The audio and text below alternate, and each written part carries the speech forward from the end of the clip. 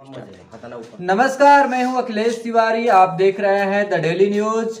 बात करते हैं पंचायती चुनाव को लेकर के। लगातार पंचायत चुनाव को लेकर के प्रत्याशियों के द्वारा गांव-गांव तक जनसंपर्क किया जा रहा है, लोगों से मिलने का कार्य किया जा रहा है। मैं अभी उपस्थित हूं नुआव प्रखंड का, ये नुआव पंचायत है और मेरे साथ यहाँ वंश नारायण जी हैं, जिन्होंने पहले जो है कि उप मुखिया का यहाँ से कार्य कर चुके हैं, उप मुखिया रह चुके हैं। और मैं बात करूंगा विकास को लेकर के कि क्या क्या जो है कि क्षेत्रों में इन्होंने विकास किया है और विकास को किस नजरिया से देखते हैं। तो जी, सबसे पहले आपका हमारा द डेली न्यूज में स्वागत है। हाँ सर, नमस्कार। जी बताएं कि जो अभी पंचायत चुनाव है, पंचायती चुनाव का बिगुल बज चुका है और ऐसे में जो है कि आप अपने पंचायत में जो क्या क्या कार्य किए हैं पिछले वर्षों में। हाँ सर, नमस्कार। मैं नुआव पंचायत वार्ड नंबर 15 का मेंबर होकर उप मुखिया बना हूँ सर। नुआव पंचायत में भरा हूँ सर मुखिया पद के लिए। मैं पहले सर नुआव पंचायत में पहले कृषि विभाग में रहता था सर। उसी में भी लोगों को बिया बाल जो सरकार का फसल का क्षति होता था सर, उसमें हर लोगों को दिलवाने का काम करता था। सरकार से घाटा नफा जो होता था सर, घर घर जाकर उसका आधार कार्ड पासबुक लेकर लोगों को पेमेंट कराने का काम किया करता था सर। आज जो है सर, मनरेगा के तहत मैं सर हर लोगों के यहाँ जाकर काम किया हूँ कि आपका जो ब्लॉक में हक आया है, लेकिन ऐसा प्रतिनिधि नहीं था सर कि जो लाकर ब्लॉक में हक पद है उसको दिलवाए। आज मैं पता किया जाए या कोई जनता कह दे कि न गया हूँ सर, 10 घर होगा तो वैसा ही घर छूटा होगा जो सर कि जो देने योग्य नहीं होगा। मान लीजिए सर, हम हर योग्य आदमी को काम किया हूँ, हर आदमी बोल रहा है। हमारे पास यही मुद्दा है सर। जी जी, मैं बात करता हूं कि अगर आप जो है कि चुनाव जीतते हैं तो आपका पहला विकास का मुद्दा क्या रहेगा। जब चुनाव जीतेंगे सर तो जो गली नली बचा है उसको सर पूरा करूंगा और जो शिक्षा हर लोगों के हर लाइन का आदमी को हर आदमी को काम दिलवाएंगे सर। अभी बहुत ऐसा काम आता है सर ब्लॉक में कि लोग जानते नहीं हैं। ब्लॉक तराकर जाकर सिमट जाता है सर, और हमारा पूरा पावर नहीं था सर। उप मुखिया था, लोग बोलते हैं देहात माने कि उप माने चुप, लेकिन सर हम उप माने चुप वाला मुखिया नहीं है सर। मैं पंचायत में जाकर लोगों का हक दिलवाता था सर, लेकिन कभी कभी वो फंसता था सर कि आदमी चाहते थे कि हम लोग का हक मिले, लेकिन वहाँ होता था कि मुखिया साइन करेंगे तो, लेकिन उसमें मुखिया क्या हस्तक्षेप कर देता था सर कि हमारे वहाँ क्यों नहीं आए, लेकिन वो जाएगा नहीं, फिर काम को रोक देता है सर। देखिए सर, हमारे यहाँ चाहे पंचायत में सर पोखरा खनवाने का काम किया, हर काम किया, स्थल पर काम किया, लेकिन उसमें भी उन्होंने कंप्लेंट डलवा दिया सर। तो हम कैसे विकास करेंगे, कैसे क्या करेंगे, मजदूरों का मजदूरी कैसे देंगे सर जब ब्लॉक से पैसे नहीं मिल पाएगा। तो सर काम तो बहुत किया, काम करेंगे, जब मौका मिलेगा तो पूरा ब्लॉक या पंचायत का तस्वीर बदल देंगे सर काम कर कर। यही हमारा लक्ष्य है। देखा जाता है कि सरकार भी एक योजना सरकार के द्वारा 7 निश्चय योजना चलाई गई थी। 7 निश्चय योजना के द्वारा हर घर नल जल का जो बात की जा रही है सरकार के द्वारा, क्या लग रहा है आपके पंचायत में नल जल योजना धरातल पर कितना दिखती हुई नजर आ रही है। सर जल नल के चलते मान लीजिए हमारे 15 वार्ड में जल नल नहीं है, लेकिन और जल नल है सरकार, लेकिन सर उसमें अभी बहुत घर है जो कि जल नल उस स्थल पर बैठा है, लेकिन कुछ घर अभी बाकी रह गया है सर। उसको मैं होगा तो उसको पूरा करूंगा, यही तो हमारा लक्ष्य है। जी जी, अगर यहाँ पूरे टीवी स्क्रीन पे आपको जनता देख रही है तो जनता से आप अपने पंचायत की जनता से क्या अपील करेंगे पंचायत चुनाव को लेकर के। मैं अपील यही करूंगा सर कि मुझको पूर्ण बहुमत से जिताइए और आप लोगों का घर घर जाकर हर काम बताऊंगा, हर घर काम करूंगा, हर लोगों को आवास योजना या कोई भी योजना घर जाकर बताऊंगा सर। ऐसा है कि हमारे लोग बीच में हमारे पंचायत का ऐसा लोग कह रहे हैं कि जब हम जीते या हारे आपको कॉलोनी देंगे, जो 5 साल में नहीं किया अब क्या कर कर देगा सर।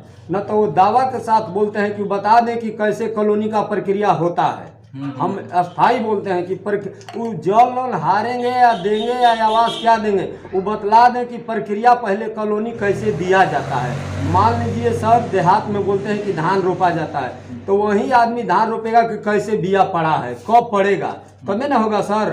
तो 5 साल के अंदर बता दे एक आदमी को, किसी को कॉलोनी दावा के साथ कहता हूँ कि दिया हो, हम नाम क्या धरें। लेकिन आज वो आदमी बोल रहा है कि हम आपको हारेंगे या जीते कॉलोनी देंगे। 5 साल में क्यों, कहाँ दिया और कहाँ रहा। जी जी आज हाँ। तो जैसे कि मैं बताना चाहूँगा हमारे दर्शकों को, द डेली न्यूज़ देखने वाले जितने भी दर्शक हैं उनको मैं बताना चाहूँगा कि हमारा ये कार्यक्रम चल रहा है कि जनता तो पूछेगी, जिसको लेकर के हमारे साथ आज वंश नारायण जी जो नुआओं से उप मुखिया के पद पे रह चुके हैं, इन्होंने बताया कि जनता के बीच मैंने जो है कि लगातार जो है कि विकास का कार्य किया है, विकास का कार्य करता रहूंगा।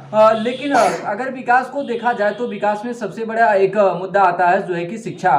मैं लास्ट और आखिरी सवाल रखूंगा वंश नारायण जी से कि क्या शिक्षा को लेकर के आपका क्या प्लानिंग रहेगी, अगर आप चुनाव जीतते हैं तो शिक्षा को लेकर के आपका क्या प्लानिंग रहेगा युवाओं के लिए। सर नमस्कार। शिक्षा के लिए सर मैं स्कूल को सुरक्षित बनाऊंगा। वहां जाने आने का जो रास्ता टूटा फूटा होगा सर, स्कूल है लेकिन कई जगह वहां गाड़ी नहीं पहुंच रही है सर, उसको सफल करूंगा, बनाऊंगा और लड़के को छात्रवृत्ति दिलवाने का काम करूंगा और मास्टर साहब से आग्रह करूंगा कि बच्चों को सही ढंग से पढ़ाएं और सही समय से आएं। सर यही हमारा मुद्दा रहेगा।